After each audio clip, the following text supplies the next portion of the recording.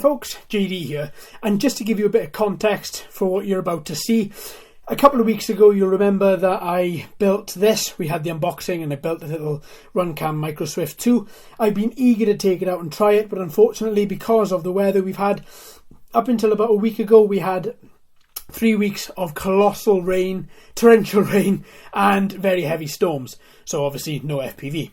So today I thought, as we've had about a week now of lovely beautiful sunshine and clear skies, I thought the grass would be nice and dry and I could take the Xmaxx out. Now I didn't fasten this particularly well onto the Xmaxx. It was kind of a slapdash job, to be honest. So it works really well. My thoughts on this are that it's a nice little camera. You get a nice quality image from it, and it's actually, the range isn't too bad. My goggles aren't the best for range at all, but to be fair, this is pretty good. I probably could have pushed it a bit further than what I did. As soon as I saw any sort of disruption, I just turned the truck around.